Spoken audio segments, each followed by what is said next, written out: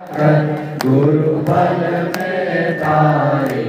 ओम जय जय जय गुरुदेव। कामन क्रोध मद मत्सर चोर बड़े भारी। ज्ञान गड़ग दे घर में, ज्ञान गड़ग दे घर में, गुरु सब संहारे। ओम जय जय जय गुरुदेव। नाना पंथ जगत में निज निज गुण गावे। सबका सार बताकर, सबका सार बताकर, गुरु मार्ग लावे। ओम जय जय जय गुरुदेव। गुरु चरणामृत निर्मल सब पादक हारी। वचन सुनत से गुरु के, वचन सुनत से प्रभु के, सब संशय हारी। ओम जय जय जय गुरुदेव। तन मन धन सब अर्पण गुरु चरणन कीजे। ब्रह्मानंद परम पद, ब्रह्मानंद परम पद, मोक्ष गति दीजे। ओम जय जय जय गुरुदेव। जय गुरुदेव दयानिधि दीनन हितकारी। जय जय मोह विनाशक, जय जय मोह विनाशक, भवबंधन हारी। ओम जय जय जय गुरुदेव। ओम जय जय जय गुरुदेव। ओम जय जय जय गुरुदेव। त्वमेव माता च पिता त्वमेव, त्वमेव बन्धो च सखा त्वमेव, त्वमेव विद्या द्रविणं त्वमेव, त्वमेव सर्वं ममैव देव, त्वमेव सर्वं ममैव देव। अब सौंप दिया इस जीवन का सब भार तुम्हारे हाथों में, सब भार तुम्हारे हाथों में है। सीख तुम्हारे हाथों में, हर हार तुम्हारे हाथों में, हर हार तुम्हारे हाथों में। अब सौंप दिया इस जीवन का सब भार तुम्हारे हाथों में, सब भार तुम्हारे हाथों में। मेरा निश्चय है बस एक बार तुम्हें पा जाऊं मैं, एक बार तुम्हें पा जाऊं मैं। कोई जलने से हम, जो जलने कमल का फूल है, जो जलने कमल का फूल है। ये सब दोष समझते हो, भगवान तुम्हारे हाथों में, भगवान तुम्हारे हाथों में। अब सौंप दिया जीवन का सब भार तुम्हारे हाथों में, सब भार तुम्हारे हाथों में। यदि माना का मुझे जन्म मिले, तो तब चरणों का पुजारी बनो, तो तब चरणों का पुजारी बनो। इस पूजक की का होता तुम्हारे हाथों में, होता तुम्हारे हाथों में। अब सौंप दिया इस जीवन का सब भार तुम्हारे हाथों में, सब भाग तुम्हारे हाथों में। जब जब संसार करेगा इसका भाव से कर्म करो, इसका भाव से कर्म करो। तेरे अंत समय साकार तुम्हारे हाथों में, साकार तुम्हारे हाथों में। अब जीवन का सब भाग तुम्हारे हाथों में, सब भाग तुम्हारे हाथों में। मुझमें तुम्हें बस देर गई, मैं नर हूँ तुम नारायण हो, मैं नर हूँ तुम नारायण हो। मैं हूँ संसार के हाथों में, संसार तुम्हारे हाथों में, संसार तुम्हारे हाथों में। अब सौंप दिया जीवन का सब भाग तुम्हारे हाथों में, सब भाग तुम्हारे हाथों में। है जीत तुम्हारे हाथों में, और हार तुम्हारे हाथों में, सब भाग तुम्हारे हाथों में, सब भाग तुम्हारे हाथों में, सब भाग तुम्हारे हाथों में। प्रभु जी समुदाय की जय, समुदाय की जय, समुदाय की जय, माता जी की जय, माता जी की जय, सब परिवार की जय, सब परिवार की जय, श्री आनंद की जय, श्री आनंद की जय, धर्म की जय, धर्म की जय। अधर्मता नाश हो, अधर्मता नाश हो, प्राणियों में सद्भावना हो, प्राणियों में सद्भावना हो, विश्व का कल्याण हो, विश्व का कल्याण हो। गो माता की जय, गो माता की जय, सनातन धर्म की जय, सनातन धर्म की जय, पुत्र विशाल भगवान की जय, गंगा माता की जय। प्रेम से कहिए हर हर हर महादेव, हर हर महादेव, हर हर महादेव।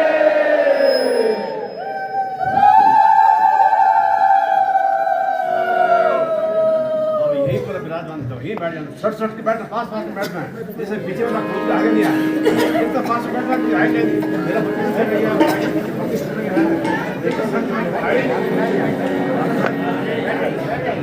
बैठ जाइए, जहाँ है वहीं बैठ जाइए,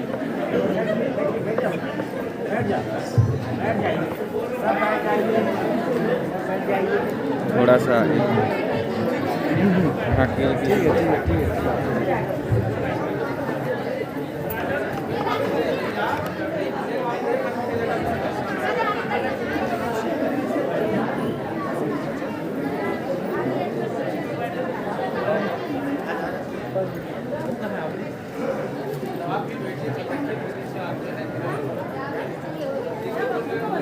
Stand lo kapo kayak? Ini mau kamu apa?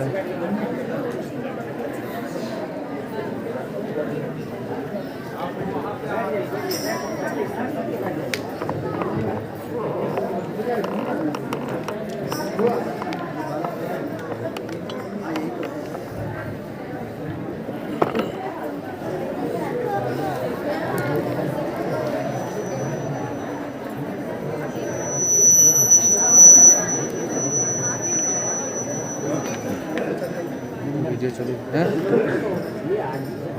Video.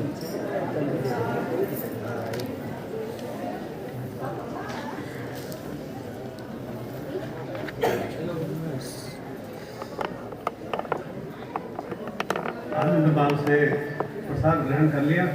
ये तो भगवान इष्ट की कृपा है, सद्गुरु कृपा है,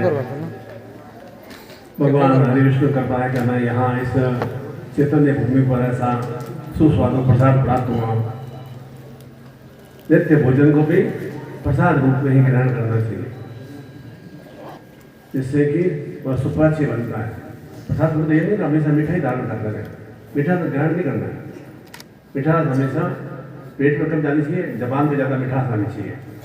यहाँ से ये ध्यान रखें, जिसके जबान पे मिठास नहीं है तो उसका जीवन कड़वाहट होने बना रहता है।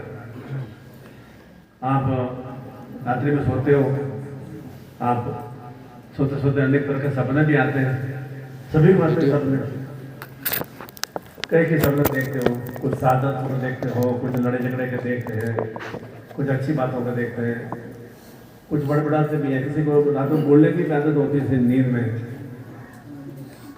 सपने देखना बहुत अच्छी बात है और अपना अपना लक्ष्य भी बनाते हो। वो भी एक सपना होता है, मेरे जीवन में ये लक्ष्य होना चाहिए, मेरे जीवन में ये सपना पूरा होना चाहिए,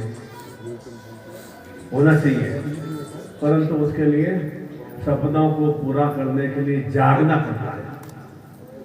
सपना देखना कोई बहुत बड़ी बात नहीं है। मैंने सपना देख लिया, गुरु जी मैंने ये सपना देखा, मेरा ऐसा हो गया, मेरा ऐसा हो गया, है ना, वो कोई बड़ी बात नहीं। तो सपने को पूरा करने के लिए मैं कितना जागृत अवस्था में रहता हूँ, नित्य नित्य, तब हमारे जीवन के सपने पूरे होते हैं। मेरा जीवन का ये लक्ष्य है, मेरे बेटे के जीवन का ये लक्ष्य है, मेरा मेरा मेरा ये जीवन का लक्ष्य है कि मेरा मकान बन जाए, मेरे नाम बच्ची की शादी हो जाए। वो ठीक है, सब अच्छा है, अब मेरा लक्ष्य अच्छा मकान बन जाए, बच्ची की शादी अच्छी तरह हो जाए, घर में बहू भी आ जाए, घर में और एकदम दामाद भी आ जाए, वो अच्छी बात है। परंतु साथ साथ में उसके लिए उन शब्दों को पूरा करने के लिए हमारे पास में जागृत अवस्था होनी, जागृत अवस्था के लिए अर्थात कर्म करने की शक्ति होनी चाहिए। ये कर्म करने की शक्ति नहीं होने के कारण ही हमारे सपने आधे अधूरे रह जाते हैं। आप नित्य नित्य गुरु मंत्र करते हैं और भी भगवान का नाम भी लेते हैं, जैसे जैसे पर्व त्योहार आते हैं, अनेक अनेक धार्मिक पुस्तकें भी पढ़ते हैं, भागवत पढ़ते हैं, कोई रामायण पढ़ता है, कोई और तरह की गीता भी पढ़ते हैं, कोई और तरह के वेद भी पढ़ता है, जैसे जैसे उसका कोई दिखलेश्वर पढ़ता है, कोई मतलब धूमावती का मंत्र जाप करता है, या बगलाम का मंत्र जाप करता है, या माला मंत्र करता है, अनेक का मंत्र करते हैं, अनेक का साधना भी करते हैं, अनेक धार्मिक पुस्तकें भी पढ़ते हैं। कोई उसका लाभ नहीं मिलता, क्यों नहीं मिलता है? उसे जीवन में उतारते नहीं है। आप अनेकों बार सत्संग में भी जाते हैं, अनेकों बार आप साधना शिविर में भी आते हैं, साधना शिविर में जो गुरुजी बताते हैं या सत्संग में जो भी महात्मा जी आते हैं, उनमें आपको बताते हैं 7 दिन के साथ उनकी परमेश्वर की क्रिया होती है, 9 दिन की होती है, 7 दिन की, 5 दिन की होती है, जीवन उतारते नहीं है। फिर आप कहते हैं सत्संग में जाने से मुझे कोई लाभ नहीं मिला। क्यों नहीं लाभ मिला? शिविर में आने से क्यों नहीं लाभ मिला? क्योंकि उसे जीवन उतारने की क्रिया ही नहीं की। इस कारण से जीवन में हमारे कोई भी विशेष परिवर्तन नहीं आ पाता। उस परिवर्तन आने के लिए उसे जो भी हमें गुरु मुख से हमें वचन मिलते हैं या जो भी हम पढ़ते हैं, उसे जीवन उतारने की क्रिया भी करना चाहिए। जब तक जीवन में उतार देंगे तो हमारे जीवन में कुछ भी परिवर्तन नहीं आएगा। मैंने गुरु जी निखिलेश्वर का मतलब 108 बार पाठ कर लिया पूरा। 112 श्लोक है हिंदी में, 112 श्लोकों का भी और संस्कृत में भी 112 श्लोकों का उच्चारण कर दिया। 108 दिन के अंदर बहुत अच्छा किया। और उसको जीवन उतारा कितना, गुरु गीता को उतारा कितना हमने, कोई जीवन उतारने की नहीं की तो क्या परिवर्तन आएगा? न तो निखिल आएंगे, न हमारे सदगुरुदेव आएंगे, कुछ नहीं आएगा, कोई उसकी चेतना की प्राप्ति नहीं होगी। उन्हें उतारने के लिए जीवन में हमें किस तरह से अपने आप में थोड़ा परिवर्तन करने की क्रिया करते हैं। जागृत अवस्था में रहते हैं, चैतन्य अवस्था में रहते हैं। जागृत अवस्था में रहेगा वो हमेशा चैतन्य अवस्था में रहेगा, और जो निद्रा अवस्था में रहेगा वो हमेशा मृत अवस्था में रहता है। निंदा तभी तो आती है ना, शरीर हमारा एकदम क्रियाशील रहता है। जागृत अवस्था में रहेंगे तो मूवमेंट करना है, कहाँ पर गेट है, कहाँ पर और बाहर जाने का रास्ता है, कहाँ पर मुझे गाड़ी में बैठना है, कहाँ पर कैसे करना है, तो वो जागृत अवस्था में होता है ना, निंद्रा अवस्था में नहीं होता है। इसलिए निंद्रा अवस्था में सपना देखना या जागृत अवस्था में हम अच्छी अच्छी किताबें पढ़ते हैं, अच्छे अच्छे धार्मिक पुस्तकें पढ़ते हैं, अच्छे अच्छे ग्रंथ पढ़ते हैं, बहुत अच्छी बात है। कानों में सुनते भी हैं, रेडियो लगा दिया, माइक गाड़ी के अंदर लगा दिया, वो सुनते भी हैं, बहुत अच्छी बात, सुनना भी अच्छी बात है। सुन अच्छे अच्छे भजन भी चलते हैं, वो अच्छे अच्छे भजन भी बहुत सुनते भी हैं, काम भी करते रहते हैं, तो उसे जीवन उतार देंगे। इसी कारण से हमारी कोई भी कामना इच्छा है पूर्ण नहीं हो पाती। गुरु जी मेरे घर में नित्य सत्संग होता रहता है, नित्य फिल्में गाने बचते नहीं है, नित्य नित्य सब कबीर के भजन बोलते हैं, तुलसी के भजन होते हैं, रामायण का पाठ होता है, हनुमान चालीसा और 9 अष्टक का पाठ करता और चलता रहता है बराबर। बहुत अच्छी बात, 2 घंटे चलता है, 5 घंटे चलता, बहुत अच्छी बात है। परंतु उसको जीवन उतारने की क्रिया कितने करते हैं? कुछ नहीं करते हैं। उसी कारण हमें जीवन में कोई भी तरह का हमें परिवर्तन नहीं आ पाता है। हम यहाँ पर एक विशेष रूप से ऐसे पावन धाम में आए हैं, दिव्य धाम में आए हैं, और कुछ भगवान विष्णु की हमारे ऊपर अति कृपा भी रही है कि हम उनके देव दर्शन कर पाए। आप भी आसान भाव से जैसा भी आपको समय मिले तो आप भी गर्म कुंड में स्नान करें और जैसे भी समय मिले आप दर्शन भी करें। और होना भी चाहिए, दर्शन करने भी चाहिए। समय नहीं मिल पाए कोई कारण से आप सब ज़्यादा टाइम तक लाइन में भीड़ में नहीं खड़े कर पाए, दूर से बाहर से दर्शन कर लें। नहीं आप स्नान कर पाए, समय नहीं मिला तो आप गंगा का स्पर्श तो कर ही दिया ना, उससे भी उसका तो लाभ मिल जाता है। क्योंकि आप इस जब भूमि पर आ गए और इस क्या पता है, हर कंकड़ में शंकर है। ये हमें हम कंकड़ पे चल ही रहे, हमें तो भगवान हमारे शंकर भगवान हमें उठा रहे हैं, बराबर हमारे बाहर सहन कर रहे हैं ना। तो हमें अनुकंपा मान के, उनकी कृपा मान के हमें ईश्वर की अपनी साधनात्मक क्रियाओं को संपन्न करना चाहिए। काफी लोगों ने मुंडन की प्रक्रिया में संपन्न किया। क्या मुंडन की क्रिया संपन्न करते हैं? घर में किसी बड़े बुजुर्ग की मृत्यु हो जाती है, मेरे पिता की मृत्यु हो गई या मेरे दादा की मृत्यु हो गई या मेरी माँ की, दादी की या पत्नी की या पति की मृत्यु हो गई, तो बच्चे मुंडन कराते हैं। इसलिए कि मेरे जीवन में जितने सर के ऊपर बाल हैं उतने मेरे माँ नहीं है या मेरे पिता नहीं है, मेरे जीवन में इतने अधिक दुख भोगे हैं। पिता का नहीं होने पर क्या होता है, दुख संताप मिलता है ना, तो हमारे ऊपर छाया भी नहीं रहता है। नहीं तो घर में बड़े बुजुर्ग होते हैं ना, तो हर तरह का हमें सुरक्षा रहती है, हर तरह का उनका आशीर्वाद प्राप्त होता है। अब मेरे जीवन में इतने दुख संताप हो गए, मैं अपने बालों को भगवान विष्णु को अर्पित कर रहा हूँ, जिससे मेरे दुख संताप हरने की भी क्रिया करे, मेरे चेतना प्रदान करे और आगे मुझे संबलता प्रदान करे। इसी के लिए हम घर में भी जैसे कोई भी घर में मृत्यु होती है, इस तरह से हमें क्रिया संपन्न की जाती है ना, तो बाल क्यों दिए जाते हैं? इसे बाल दिए जाते हैं कि ये पिता परमेश्वर आप मेरे जीवन से चले गए हैं, सांसारिक जीवन से चले गए हैं, अब मुझे आपकी साधनात्मक चेतना, आध्यात्मिक चेतना की मुझे प्राप्ति होती रहे। उसके लिए मैं और तो आपको क्या अर्पित कर सकता हूँ? मैं अपने सर के बाल अर्पित कर रहा हूँ। और भगवान विष्णु के दरबार में या धाम में या हरिद्वार में क्यों बाल अर्पित किए जाते हैं? कि मेरे जीवन में इतने अनेक दुख कष्ट है जितने मेरे सर के बाल हैं, और दुख कष्ट है भी अनेक दुख कष्ट संताप भी है। दुख संताप के कारण से मैं उस माँ गंगा मैया को या भगवान विष्णु को मैं अर्पित कर रहा हूँ या गुरु चरणों में अर्पित कर रहा हूँ। इसलिए वो मुंडन की प्रक्रिया संपन्न की जाती है कि भावना चिंता जाती है, और उसके कारण से एक सादा से बोझ भी आता है, एक चिंतन भी आता है कि मैं वहाँ पर बद्रीनाथ धाम में गया, मतलब मैंने अपने बालों को अर्पित किया और उसके कारण से मुझे जीवन में कुछ नूतनता नवीनता की प्राप्ति हो। बाकी तो लोग तो हंसते रहेंगे, हंसते तो उससे क्या करना है? लोगों का हर क्रिया में हंसने का है। कहीं यहाँ पे चोट भी लग जाती है, यहाँ आँख चोट लगी, यहाँ पे पट्टी लगा दे, लोग हंसने लग जाएंगे, ऐसा क्या हो गया, थोड़ा मुँह टेढ़ा हो गया, हंसने लग जाते हैं। लोगों का काम ही, क्योंकि मैंने क्या बताया कि अपने जो होते हैं वे रोजा नहीं देते, जो आपका होगा वो रोजा नहीं देगा। और मैंने क्या बताया था, सपने हैं वे सोने नहीं देते। तो आपका है कौन है जो रोजा नहीं देता है? केवल और केवल आपका सदगुरु है।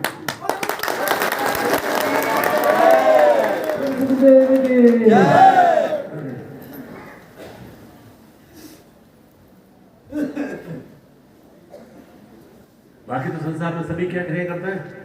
रोज की क्रिया कराते हैं, कैसे न किसी तरह से मानसिक रूप से, शारीरिक रूप से पीड़ा देने की कोशिश करते हैं, मेंटली टॉर्चर करने की कोशिश करते हैं, इमोशनली गलत वाली बोलने की कोशिश करते हैं, जिससे कि आप हृदय की क्रिया प्रारंभ कर सके, आप दुख रह सके। हृदय का मतलब जीवन में दुखों की वृद्धि करना, चाहे वो पत्नी हो, चाहे पति हो, चाहे परिवार के सदस्य हो, चाहे मित्र हो, चाहे पड़ोसी हो, चाहे रिश्तेदार हो, ये सभी इसी तरह की क्रिया करते हैं।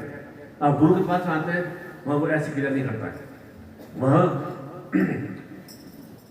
आपके रुदन को समाप्त करने की क्रिया बताता है, आपके दुखों को समाप्त करने की क्रिया बताता है। वह कभी ये नहीं कहता है कि आपको रुदन करना है। इसलिए और शब्दों को पूरा करने का वह चेतना प्रदान करता है। आपके जो जो लक्ष्य होते हैं, गुरु कभी नहीं कहता है कि बेटा तुम घर परिवार छोड़ दो, तुम संसार छोड़ दो, बहुत दुख हो गया, संसार छोड़ दो, हिमालय में जाके रह जाओ। कभी गुरु ऐसा नहीं कहेगा। गुरु ये कहेगा मैं तुम्हें संघर्षशील बनाता हूँ, निश्चित रूप से तुम्हारे पूर्ण रूप से हर्ष और क्षेत्र में विजयश्री की प्राप्ति होगी, और निश्चित रूप से विजयश्री प्राप्ति होती भी है। एक आनंद भाव चेतना की प्राप्ति भी होती है। आप इतना 3 दिन यहाँ पर रहे, 5 दिन में साथ में रहे, हरिद्वार में रहे, 5 दिन आपको रुदन की सकते एक सेकंड के लिए आई ना, कोई भी कष्ट पीड़ा नहीं हुई ना, और ये 5 दिन आप घर में रहते हैं तो कितनी बार आप मुस्कुराते हैं, हंसते हैं या प्रसन्न रहते हैं?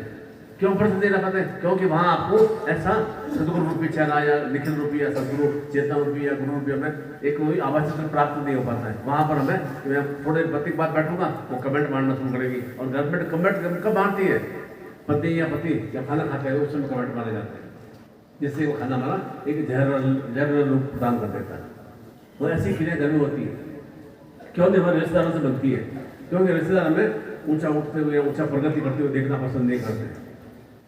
और गुरु कभी ऐसा नहीं करता कि ये मेरा शिष्य क्यों आगे अच्छा प्रगति कर रहा है, क्यों भरत उपाध्याय प्रगति कर रहा है, नरेश उपाध्याय नरेश पाठक नरेश जी पाठक की प्रगति कर रहा है, या नरेश मिश्रा जी कर रहे हैं, क्यों ऊँची। कभी गुरु का प्रसन्न नहीं होता है, उनको देख और अधिक खुशी की प्राप्ति होती है, चेतना की प्राप्ति होती है। चलो कुछ न कुछ एक सदगुरु क्रिया कारण से ये बहुत अधिक संबलता में बने। गुरु के हमेशा ये एक चेतना भाव रहता है, ये उसका एक शक्ति भाव है, वो ऊर्जा प्रदान करता है। बार बार इसी तरह से गुरु मंत्र चेतना मंत्र गायत्री में उच्चारण करना और विशेष मंत्रों को उच्चारण करना, शक्तिपात की दीक्षाओं से आपूर्त करना, जिससे कि हम निरंतर सदगुरु में शक्तियों से युक्त हो सके। और अभी हम थोड़ी देर बाद में जिनके भी और कोई शक्तिपात की दीक्षा है, और शक्तिपात की दीक्षा हम प्राप्त करेंगे, आत्मसात करेंगे। और आनंद बाद में जो प्रसाद भी ग्रहण किया हुआ है, प्रसाद भी ग्रहण करेंगे। जो पुनः भोजन करना है पुनः भोजन भी कर सकते हैं, कोई ऐसा रोक टोक नहीं है। भोजन सुपाच्य रहना चाहिए, पेट के अंदर किसी तरह का ट्रबल नहीं आना चाहिए, और किसी तरह से आपको और कोई शारीरिक तकलीफ नहीं आए, वैसा आपको भोजन ग्रहण करना है। समय के अनुसार, उम्र के अनुसार पुनः भोजन का भी आप नियमित बना कर रखें। और वैसे मैं बार बार कहता हूँ कि रात्रि में घर में भी रहें तो शांत होने के बाद भोजन करेंगे, और सुबह 10 बजे 11 बजे तक भोजन कर लें। ऑफिस जाते हैं, दुकान में जाते हैं, उसी के अंदर भोजन कर लो। दिन में आप थोड़ा ऐसे हो तो थोड़ा 1-2 बार चाय पी लो, और ऐसे हो तो थोड़ा फ्रूट खा लो, थोड़ा जैसा आपका फ्रूट आप खा लो। दवाइयों की अपेक्षा फ्रूट ज़्यादा खाने चाहिए। आप करते का दवाई ज़्यादा खाते हैं, डॉक्टर लंबी छोटी दवाई लिख लेता है, होता है एक छोटा सा कोल्ड है और थोड़ा सा फीवर होता है और 5 तरह की दवाई लिख लेता है। ये पर सर्दी करेगी, वो करेगी, वो करेगी, ये करेगी, ये नहीं करेगी, वो करेगी, बस 10 दिन के 7 दिन दवाई लिख लेता है और 350 रुपये का बिल बना देता है। 350 रुपये का आप 70 मिनट फ्रूट नहीं खा पाते हैं, इस कारण से आपके शरीर और रोगों की वृद्धि होती है। इसलिए निरंतर और सुबह 10-11 बजे खाना खा लिया। अब यहाँ शिविर के अंदर थोड़ी देरी हो जाती है, वह एक अलग बात है, क्योंकि यहाँ आप थोड़ा व्यस्त ज़्यादा रहते हैं और भागदौड़ में बराबर बन रहते हैं, एक्टिव रहते हैं। और घर में तो एक्टिव वो क्रिया हमें करना नहीं करना। 9-10 बजे खाना खाने के बाद आप कहीं घूमने जा रहे हैं, और घूमने की क्रिया तो आप करते ही नहीं। मैंने कल परसों में पूछा था कितने लोगों ने योगा परिणाम किया, कितने लोगों ने 5 किलोमीटर या 1 किलोमीटर की वॉकिंग किया। ये बच्चे बताया कि मैं पूरे मई में 1 किलोमीटर चला हूँ, केवल 1 किलोमीटर चला हूँ। ये है, और वो 20 साल 21 साल का लड़का है। वो ऐसा देखो, इस तरह के हमने अपने बच्चों को ऐसा कैसा हमने चेतन दी, कैसा उन बच्चों में कैसे समझ है। माता पिता ने चेतन दिया नहीं दिया, उन बच्चों को ही अपना जीवन बनाना है। माता पिता तो उन्हें केवल से बराबर उनके साथ चलेंगे, कब तक, जब तक उनके जीवन में एक भगवान ने उनकी उम्र लिखी, तब तक साथ चलेंगे। जीवन भर कोई आपके माता पिता आपके साथ नहीं चलेगा, मेरे साथ मेरे माता पिता नहीं चलेगा, और मैं भी अपने बच्चों के साथ जीवन भर नहीं चल पाऊंगा ना। तो निश्चित रूप से जीवन में चलेगा कौन साथ में, जो हमारे हृदय भाव में सदगुरु विराजमान है, हमारे इष्ट विराजमान, हमारा कुल देवता विराजमान, हमारे साथ जीवन में चलते हैं। शरीर खत्म हो जाएगा, क्योंकि जीवन में मैंने ज्ञान प्राप्त किया है, जीवन में जो चेतना प्रदान प्राप्त की है, वह चेतना मेरे जीवन में आगे भी, मेरी मृत्यु के बाद भी चेतना विद्यमान, सृष्टि में विद्यमान रहती है। इसलिए कहते हैं ना कि जो भी वचन बोलते हैं ना, वे सृष्टि में व्याप्त हो जाते हैं। इसलिए बार बार कहता हूँ, कम बोलने की कोशिश करें और सुनने की ज़्यादा कोशिश करें। आप करते हैं उल्टा, बोलते ज़्यादा, सुनते कम है। इसी कारण से दिमाग आपका धीरे धीरे कमजोर सा हो जाता है। ऐसा ही राजा बहुत ही धनी व्यक्ति था, बहुत सालों से सेवा भी कर रहा था। धीरे धीरे कर्षकाय हो गया, थोड़ा उम्र साथ की उम्र आने में हर एक की बोली, कितना भी बड़े बड़े महाराजा भी हो, चाहे बड़े बड़ा नेता हो या अभिनेता हो या XYZ कोई भी हो, बड़े बड़े पद पर हो, एक समय आने पर तो वह वापस निम्न स्थिति की ओर आना प्रारंभ होता ही है। यमराज आए थे, यमराज को कहा कि आपसे प्रार्थना है कि मुझे जल्दी मृत्यु प्राप्त नहीं हो, थोड़ा और मुझे समय दे दो। यमराज ने कहा ठीक है, मैं समय दे दूंगा, परंतु मेरा एक सिस्टम है, 7 बार मैं तुम्हें आगाह करूंगा, 7 बार चेतना प्रदान करूंगा, 7 बार में तुम एक्टिव नहीं हुए, 8वें बार में तुम्हारी मृत्यु हो जाएगी। मैं आकर नहीं कहूँगा। तो ठीक है, अब 7 बार बात तो कहते हैं, कोई ऐसे जीवन में आएगा नहीं, आए नहीं महाराज। बहुत अधिक वर्ष व्यतीत हो गए। अच्छा, फिर कुछ समय बाद में यमराज आ गए। अब तुम्हारी मृत्यु आ गई तो चलना है। कि आपने कुछ आगाह किया ही नहीं। आपने कहा था मैं 7-8 में आगाह करूंगा। यमराज ने कहा मैंने तुम्हें 7 बार बराबर आगाह किया। पहला आगाह किया, तुम्हारे धीरे धीरे नेत्र ज्योति कमजोर हो गई, देखने की शक्ति कमजोर हो गई। तब तो महसूस करना चाहिए कि धीरे धीरे मेरी उम्र धीरे धीरे मृत्यु की ओर अग्रसर हो रही है। तुमने चिंतन नहीं किया। धीरे धीरे दूसरा बार आगाह किया, तुम्हारे धीरे धीरे बाल पक गए, सफेद हो गए। तुमने उस समय चिंतन नहीं किया कि क्यों मेरे, जब मैं तो अभी 20-25 साल का था, जब तो एकदम काले थे, अच्छे सुंदर बाल थे, अब धीरे धीरे बाल भी उड़ रहे हैं और बाल सफेद भी हो गए। उस समय तुमने चिंतन नहीं किया। तीसरा, तुमने सुनने की शक्ति कमजोर हो गई, तब भी तुमने कोई चिंतन नहीं किया। चौथा, तुम्हारे दांत धीरे धीरे खत्म से हो गए। मैंने जब जवान था तो दांत बहुत मजबूत थे, एकदम अखरोट को मैं तोड़ देता था कैसे, और तुम्हारे दांत धीरे धीरे सब टूट भी गया, खत्म भी हो गए। 4 बार मैंने इस तरह से तुम तब भी चिंतन नहीं आया। और धीरे धीरे तुम्हारे सोचने समझने की शक्ति भी कम हो गई। तभी तुम्हें 5 बार तभी तुम्हें समझ में नहीं आया। और धीरे धीरे तुम्हारे घुटनों में, हाथों में ताकत नहीं रही, चलने की शक्ति नहीं गई। तब 6ठी बार तुम्हें समझ में नहीं आया। और धीरे धीरे तुम इतना अधिक दुष्काया कमजोर हो गए कि पलंग पे खाट में पड़े रह गए। तुम्हें ज्ञान नहीं आएगा मेरी मृत्यु निकट आ रही है। तब उसको राजा को समझ आया, हाँ इस बार ऐसी तो चेतना मुझे जीवन में प्राप्त हुई थी, हमारे भी जीवन में ऐसी होती है। इसलिए ये तो मृत्यु तो आनी है।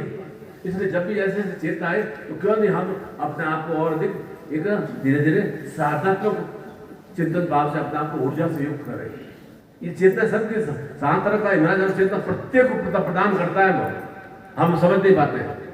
हम तो 50 लोगों को शमशान घाट में उसको जला आ जाते हैं। हमें तो चिंतन क्या मेरी तो मृत्यु होगी नहीं, आए और कपड़े झटक दिए, ऐसे कर दिए, दुकान से जाकर बैठ कर नौकरी चले गए और कोई चिंतन बात नहीं। 3 दिन तक पिताजी के लिए शोक किया, 7 दिन तक किया, 9 दिन तक किया, 12 दिन तक किया और खाना खिला दिया। बस कोई हमें चिंतन कि मेरी मृत्यु आने की है ही नहीं। कभी ऐसा चिंतन भी नहीं आता है, पर आती जरूर है।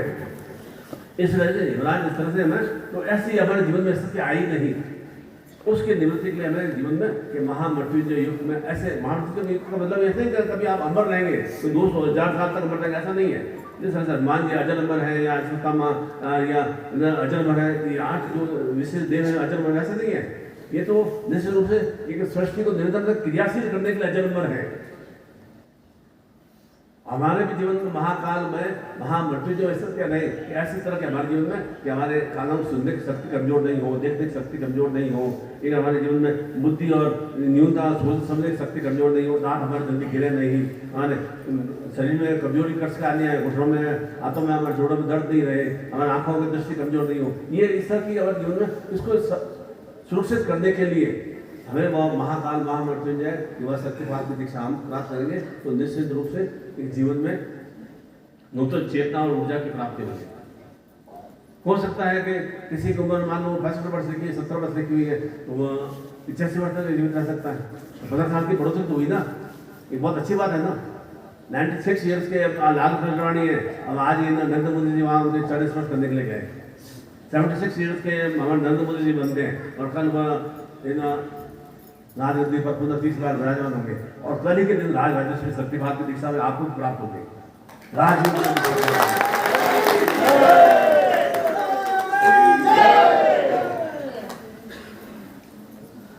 400 MP थे तभी वे बराबर शासन चला रहे थे, 350 MP हुए तभी बराबर चल रहे थे, अब 300 के अंदर चल रहे तभी बराबर शासन चला रहे। इसलिए चिंतन नहीं करना कि मेरे सपोर्टर कितना, सपोर्टर कौन है? सपोर्ट उनका इष्ट है, उनका परमेश्वर है। इसलिए विशेष रूप से 9 तारीख को विशेष व्यवस्था रखी राज राजेश्वरी शक्तिपात की दीक्षा कि आपके भी जीवन में राजामय अर्थात आनंदमय स्थितियों की बढ़ती हो, राजयोग में स्थितियों की बढ़ती हो, राजेश्वरी में अर्थात मैं ईश्वर में शक्तियों से युक्त हो सकूं।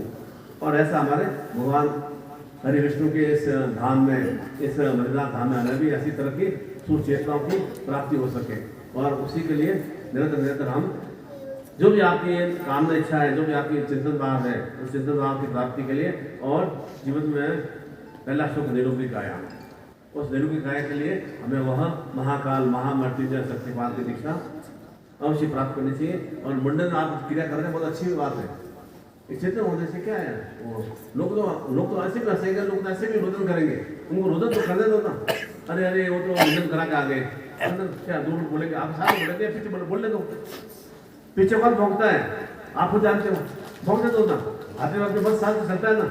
आप इधर एक गजराज की तरह है, आप गजराज की तरह माता लक्ष्मी के दोनों तरफ गजराज है, जो कि उनकी एक तरह से अभिषेक कर रहे हैं। आपके भी साथ में सदगुरु के इष्ट की शक्ति है, माता भगवती की शक्ति है, इसलिए आपको घबराने की कोई जरूरत नहीं है। आपको ऐसा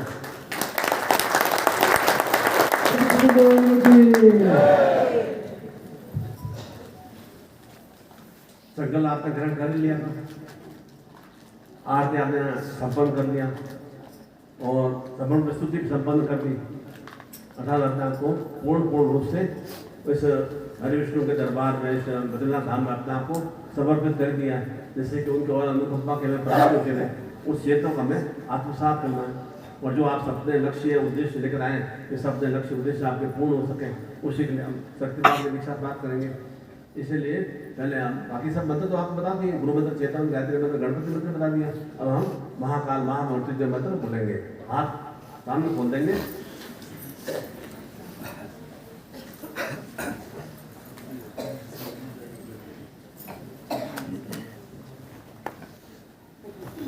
भगवान सदाशिव महादेव हरि विष्णु का ध्यान चिंतन करते हुए, माता लक्ष्मी का ध्यान चिंतन करते हुए, हे भगवान हरि विष्णु महादेव, ये सदगुरु रूपी नारायण, ये सदगुरु रूपी मेरे निखिल महाराज, ये सदगुरु मेरे इष्ट, ये सदगुरु मेरे भगवान सदाशिव, और जो भी आपके शिव परिवार में स्थितियाँ हैं, ऐसी शुभ स्थितियों की मुझे प्राप्ति हो और निरंतर मैं इन्हीं शुभ भावों से आपूर्त रहूं और मेरे भी जीवन में महाकाल महामृत्युंजय सुचेतना की बढ़ती हो। बोले ओम राम जूम सह त्र्यंबकम यजामहे सुगंधिम पुष्टिम उर्वा रुक्मिम वंदना मृत्युर मुक्ष्यमामृता। ओम राम जूम सह त्र्यंबकम यजामहे सुगंधिम पुष्टिम वर्धनम उर्वा रुक्मिम वंदना मृत्युर मुक्ष्यमामृता।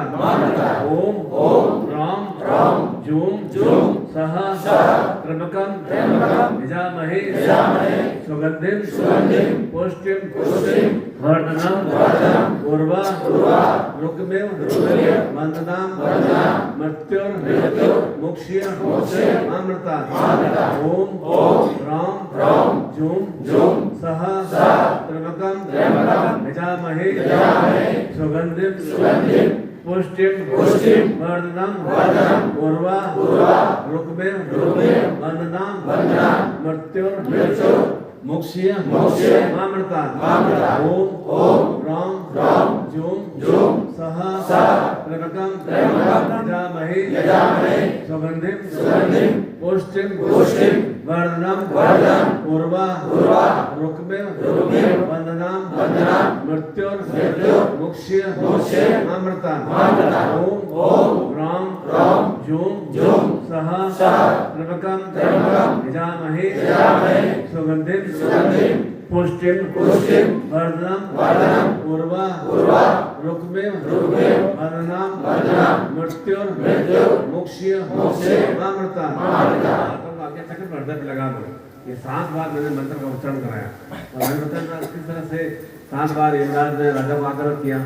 हमारे जीवन में ऐसे ही 7 बार किसी न किसी रूप में संताप दोष मिलते ही हैं और उसी कारण हम धीरे धीरे मृत्यु को अग्रसर होते हैं और अब मृत्यु में स्थितियों की प्राप्ति हो सके, महामृत्युंजय में चेतनाओं की प्राप्ति हो सके और जिससे कि जीवन हमारा वह भगवान सदाशिव महादेव में बन सके और जितना हम सांसारिक जीवन में पूर्ण रूप से सभी दृष्टियों से आनंद में रहते हुए ही सभी सुखों को प्राप्त कर सकते हैं। मृत्यु के बाद कोई सुख की प्राप्ति नहीं होती। मृत्यु के बाद तो आत्मा चली जाती है, शरीर हमारा खत्म हो जाता है, शरीर तो धीरे धीरे हमारा खत्म हो जाता है, परंतु जो भी हमें जीवन में योग में स्थितियों की प्राप्ति करना है, भोग में स्थितियों की प्राप्ति करना है, हमारे जीवन में पारिवारिक सुखों की प्राप्ति करना है, आध्यात्मिक सुखों की प्राप्ति करना है, सांसारिक सुखों की प्राप्ति करना है। केवल और केवल जीवित जागृत रहते हुए अपने सब तरह के आँख, नाक, कान, नासिका, मुख, ये जो भी हमारे शरीर के बाहरी तत्व हैं, ये सब हम क्रियाशील रहे, तभी हम उन सब भी सुखों को प्राप्त कर सकते हैं। धन, वैभव, यश, सुख, सौभाग्य, दान, लक्ष्मी, सम्मान, संतान, पुत्र, पौत्र, कुल, वंश, सब कुछ हम संसार रहते हुए हम प्राप्त कर सकते हैं। उसी के लिए विशेष रूप से हम अपने संतान के लिए, अपने परिवार के सदस्यों के लिए, अपने स्वयं के लिए और महाकाल महामृत्युंजय सत्यवाद की दीक्षा हम प्राप्त करेंगे। और साथ साथ में जो भी और भी दीक्षा की पर्ची बना दिया है वो दीक्षा में भी प्राप्त हो जाएंगे। और उसके बाद में पुनः आप वापस प्रसाद ग्रहण कर सकते हैं और रात्रि में विश्राम भी कर सकते हैं। और ऐसा आवश्यक नहीं है कि आप मंदिर के दर्शन भी करें, सुविधा मिले तो आप जा सकते हैं। और हालांकि भीड़ भाड़ में 2 घंटे 3 घंटे आपको लाइन में लग के धक्का मुक्की में एक बार दर्शन कर लिए, वो कोई दर्शन नहीं है। दर्शन करना है अपने हृदय के भीतर में जाके अपने सदुहृदय का दर्शन करना है। तो निश्चित रूप से आपको विष्णु में शक्ति की प्राप्ति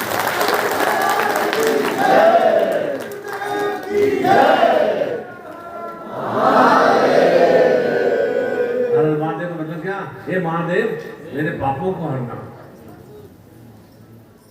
अर्थात महादेव आप मुझे जो मेरे जीवन में विश्व रूपी स्थितियां हैं, संतान रूपी स्थितियां हैं, ये संतान रूपी स्थितियां मैं आपके श्री चरणों में, मैं अपने गुरु के चरणों में अर्पित कर रहा हूँ। वह एक हर हर महादेव का तात्पर्य होता है। भगवान की जय।